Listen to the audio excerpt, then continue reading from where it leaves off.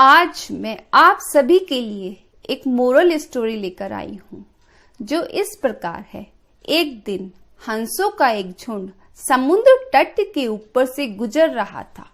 उसी जगह एक कौवा भी मौज मस्ती कर रहा था।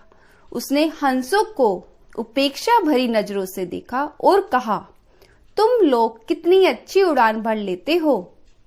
तुम लोग और कर ही क्या सकते हो, बस अपना पंखों को फड़फड़ाकर उड़ान भर सकते हो। क्या तुम मेरी तरह तेजी और फुर्ती से उड़ सकते हो?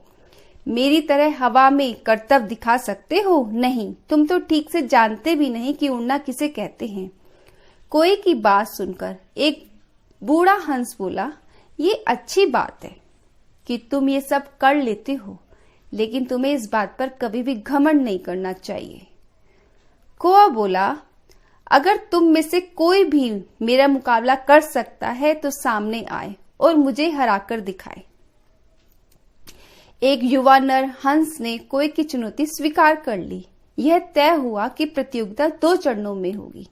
पहले चरण में कौवा अपने करतब दिखाएगा और हंस को भी वही करतब करके दिखाने होंगे, और दूसरे चरण में हंस को करतब दिखाने होंगे और कौवा उसे दोहराएगा। प्रतियोगिता शुरू होती है। पहले चरण में कौवे ने और एक से बढ़कर एक करतब दिखाए।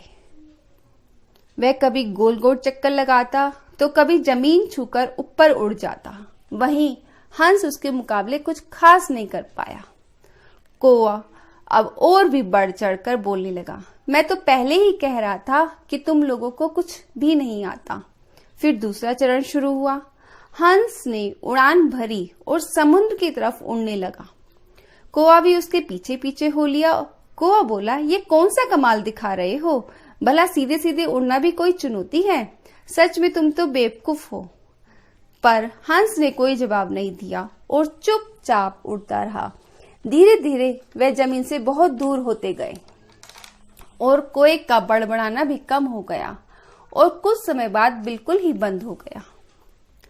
कौवा अब बुरी तरीके से थक चुका था, इतना कि अब उसके लिए खुद को हवा में रख पाना मुश्किल हो गया था, और कौवा बार बार थकान के कारण पानी के करीब पहुंचा जा रहा था। हंस कौवे की स्थिति समझ रहा था, पर हंस ने अनजान बनते हुए कहा, तुम बार बार पानी को क्यों छू रहे हो? क्या ये भी तुम्हारा कोई कर्तव्य है? कौवा बोला, नहीं, मुझे माफ कर दो, मैं अब बिल्कुल थक चुका हूँ, और यदि तुमने मेरी मदद नहीं की तो मैं यही दम तोड़ दूंगा। मुझे बचा लो, मैं कभी घमंड नहीं दिखाऊंगा। हंस को कौवे पर दया आ गई। उसने सोचा कि कौवा सबक तो सीख ही चुका है, अब उसकी जान बचाना ही ठीक होगा। वह कौवे को अपनी पीठ पर बिठाकर वापस तट की तरफ उड़ने लगा। इस कहानी से हमें क्या शिक्षा मिलती है कि प्रत्येक व्यक्ति में कुछ ना कुछ क्वालिटीज होती हैं और हमें उन क्वालिटीज पर कभी भी घमंड नहीं करना चाहिए, वरना कोई की तरह शर्मिंदा और पछताना पड़ेगा। मैं उम्मीद करती हूँ आप सभी को ये स्टोरी अच्छी लगी होगी। आगे और मोरल स्टोरी लेकर आऊंगी।